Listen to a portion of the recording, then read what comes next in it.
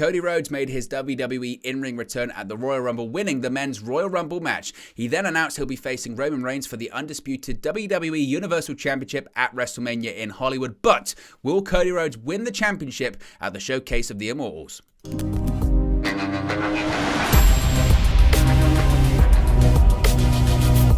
Hey guys, welcome back to Wrestling News 365. Hope everyone is doing very well. As always, there's plenty to get into in the world of WWE, and I'm out of the office again today. So I want to do something a little bit different. I wanted to ask a question, get your guys' thoughts on it. You can let me know your thoughts of the question in the comment section below. I'm going to give you my opinion. It's a bit of a broader topic, but don't worry. If you're into the news stuff, the news will be back very shortly. We're going to be back tomorrow with all the latest news and discussion. But the question is, will Cody Rhodes win the WWE Undisputed Universal Championship at WrestleMania? To me, short answer is no, I don't think he will. Now, you might say, wait a minute, Owen. What have we all been building to here? Roman Reigns can't beat everyone. Roman Reigns can't be the undisputed Universal Champion forever. And that is true.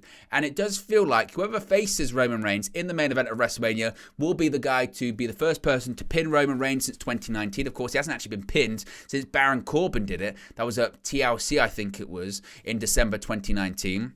He's been the Universal Championship since 2020. He's been the WWE Champion since WrestleMania last year, where he unified the championships in that match against Brock Lesnar. So it does feel like whoever faces him at WrestleMania is going to be the guy. However, whilst I think at one point the plan was to have Cody Rhodes be the person to defeat Roman Reigns for the Undisputed Universal Championship at WrestleMania, I'm not sure that it's going to end up happening that way. We've had a lot of discussion recently, and it's one of the biggest, I think, talking points at social media at the moment is, what is Sami Zayn going to be doing at WrestleMania? That's the big discussion point, isn't it?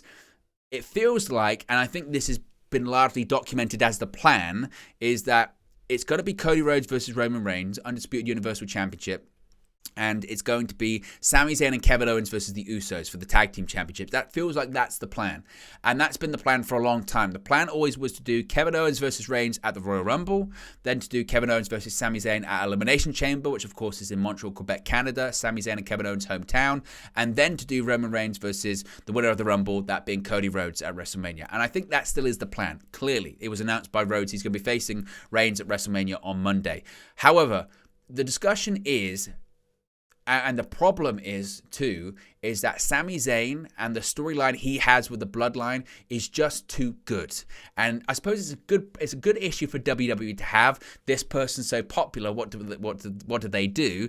It's an issue that they've had quite a lot come WrestleMania season, where they had the plans of something they wanted to do, but someone became so popular, or the audience told them, we're only going to accept this to happen, so we're telling you this has to happen. And that to me says that I think, and look, this is not an exclusive, this is not scoops, this is not insider information or anything like that. This is just my opinion on what I think WWE should do, and given past experiences, what I think they will do. However, we're in new territory here. If this was Vince McMahon booking, I would also say, well, Vince McMahon booking, he has changed things in the past when it comes to championship matches at WrestleMania. We know that, of course, famously. I mean, look, WrestleMania 31, Roman Reigns was meant to win the WWE World Heavyweight Championship. He didn't. At the end of that WrestleMania, Seth Rollins won it. Coming out of that, what happened? In WrestleMania 34, again, Roman Reigns was meant to win the Universal Championship. Brock Lesnar signed a new contract. He stuck around. WrestleMania 30, 2014, it was meant to be Batista winning the Rumble, winning the championship at WrestleMania. That didn't happen. Daniel Bryan won it. WrestleMania 37, of course, it was meant to be Edge versus Roman Reigns. Main event of WrestleMania for the Universal Championship. Reigns was always going to win, but there was concern about Edge's ability to perform, or how popular the angle was, or anything like that. So Daniel Bryan was added to it. So Vince McMahon, throughout his history creatively, had changed and altered WWE WrestleMania main events. That was not anything new. And if this was Vince McMahon, I would say, well, Sami Zayn got over. Sami Zayn's popular, and I think they'll pivot. I think they'll change. You could argue, though, under Vince McMahon, I don't think Sami Zayn would have ever gotten this far. I don't think the Bloodline storyline would have ever developed this far. He'd have got popular briefly, and they'd have blown it off in, you know, a random match, a random pay-per-view. Let's say something in, like, if they'd had a December pay-per-view, we'll do it at TLC, or we'll do it, they'd do it at the Royal Rumble or something like that. But then they'd move on fairly quickly, and they'd say, we gave them what they want, now let's do what we want to do. But so with Triple H, it's this new territory. We don't know how flexible he is or isn't going to be. Hopefully and logically, you would say, well, look, he realizes that sometimes, despite the best plans and intentions, you have to pivot and you have to give the crowd what they want. Looking at it from an NXT point of view, did he ever really do that? I don't know, because I don't know if he ever found himself in this situation.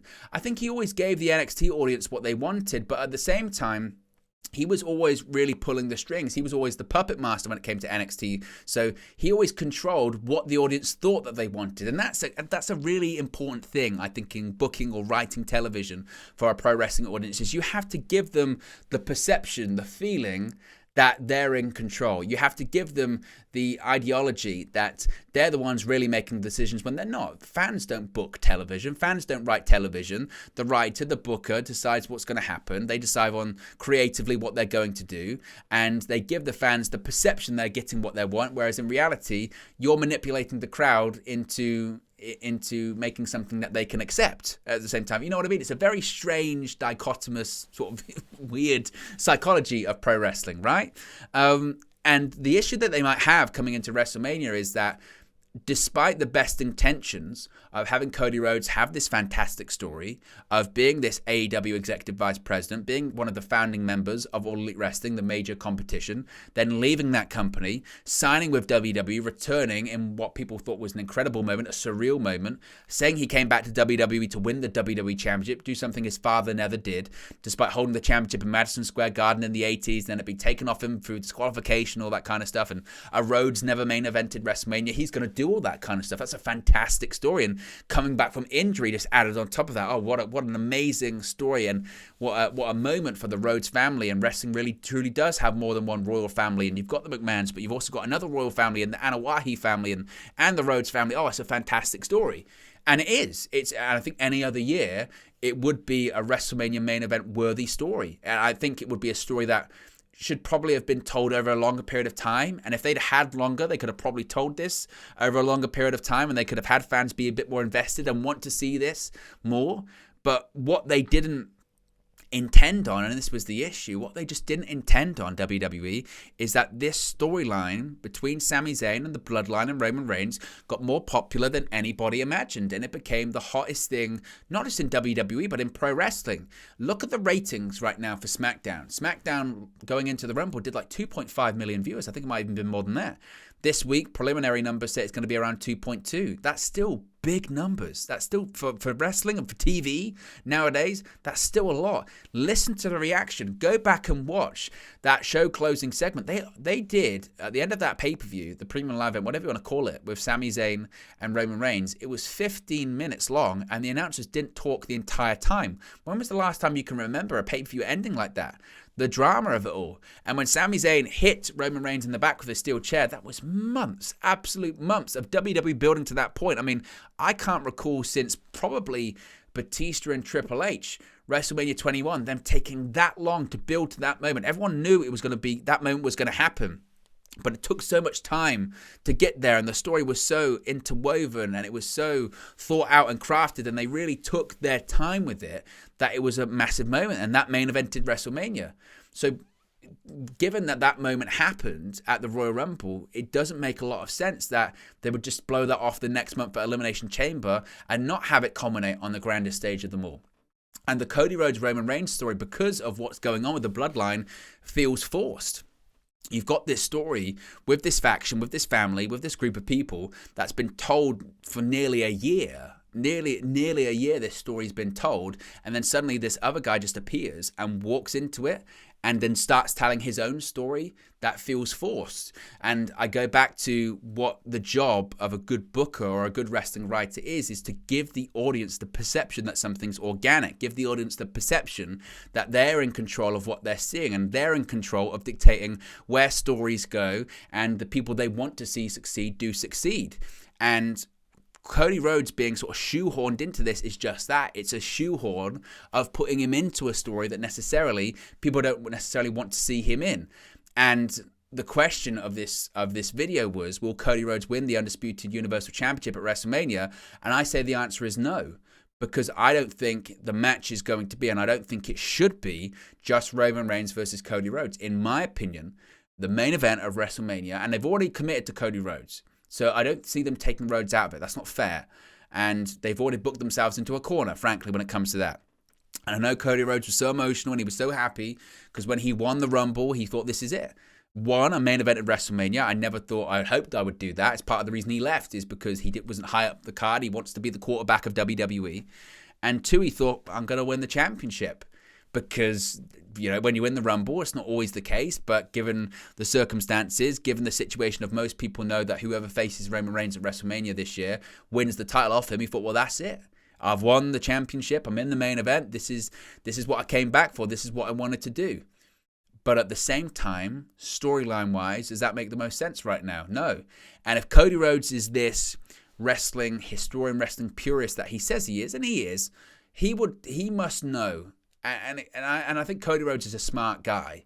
I think Cody Rhodes knows the business inside and out. Again, he's second-generation superstar. His father, the American Dream, Dusty Rhodes, one of the greatest of all time, one of the best psychology guys of all time as well. Cody Rhodes must know through the smiles and through the cheesy promos and through the pyro and through the American flags and through the big trench coats and all that kind of stuff, Cody Rhodes must know that he's not the preferred option right now. And he must know that despite him winning the Rumble, despite the story being a Rhodes holding the WWE Championship or a Rhodes being in the main event of WrestleMania, despite working with Triple H, who he was very close with his father, despite all that kind of stuff, he must know that this year isn't his year.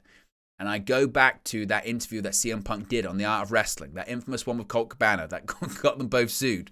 But it's a really good point he made at the time, where he said, 2012 at WrestleMania, that was my year. That was the year that 2011 CM Punk, the pipe bomb, he got popular, he got over, he was one of the most talked about guys in the business at that period of time, and they screwed that up so much with CM Punk and the pipe bomb and the Kevin Nash and the Triple H and all that kind of stuff. But that was his year.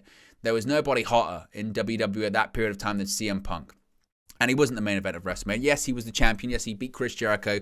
But the main event was The Rock versus John Cena, and that was the bigger match. But it was a match they advertised a year in advance, so it didn't matter. That was what was going to main event WrestleMania. Following year, again, it was his year. He was probably the best guy on the roster during that period of time. He'd been champion for the entirety pretty much of that year too, but it didn't matter because they were going with The Rock, John Cena again. So CM Punk dropped the championship to The Rock at the Royal Rumble. He faced The Undertaker instead. Next year, he was gone. But as he said on that podcast interview, 2014, everybody knew. 2013 into 2014, because of the work he had done, because of how popular he had got, because of the yes chant, because of being treated badly in terms of the office and creative burying him and not wanting to believe in him, saying he couldn't be the champion, because of everything that had happened there, and because of the story they told throughout the entirety of the year with the Authority and him, it was Daniel Bryan's year. And everyone said, well, you've been telling this story for pretty much the entirety of 2013, heading into WrestleMania, and you're telling me you're just not going to pay that off, you're just going to drop it, and he's going to face Sheamus at WrestleMania, that's what you're going to do? And it's the same with Sami Zayn. It's his year. Everyone knows it's his year. Everyone can tell it's his year. And it's the same as that Daniel Bryan situation. You've told this story with Sami Zayn throughout the entirety, pretty much, of 2022 into 2023, and we're getting close to WrestleMania season, and everything single fan goes, well, you spent so much time telling this story, what, you're just going to drop it just before WrestleMania and move on to something else? That doesn't make any sense. And that's not what we want. When you, as a fan, you've invested so much time and emotion and energy into one person or one story, to see it just dropped for someone else just to sweep in and be like, this is more important now. People go, no, that's not more important now. The thing I've spent my time watching is important. You watch a whole television series. Once you're in and you've got 2 episodes left, regardless of how good or bad it is, but especially if you've watched it that long, it must be good. You watch the final 2 episodes and you want to see what happens in the end. You don't get that close and then just go, hey, watch a different series. That series sucks. You go, no, wait a minute. I've spent this amount of time. I'm going to see how it ends. I'm going to see how it finishes. And the finish I think people want to see is Sami Zayn holding up both championships, or at least one of them at WrestleMania. So the question was, will Cody Rhodes win the Undisputed Universal Championship at WrestleMania? I say the answer is no. But what do you guys think? Let me know your thoughts in the comment section below. Will Cody Rhodes win the WWE Undisputed Universal Championship at WrestleMania? Be sure to smash a like on the like button. Be sure to subscribe, bottom right hand corner. And I'll speak to you again very, very soon. Hey guys, thank you for watching, listening, streaming, or however you come across this video today. Be sure to click on the video on the right there to watch our next video, or click the bottom there to subscribe, or the bottom right hand corner. Thank you very much, and I'll speak to you again very soon.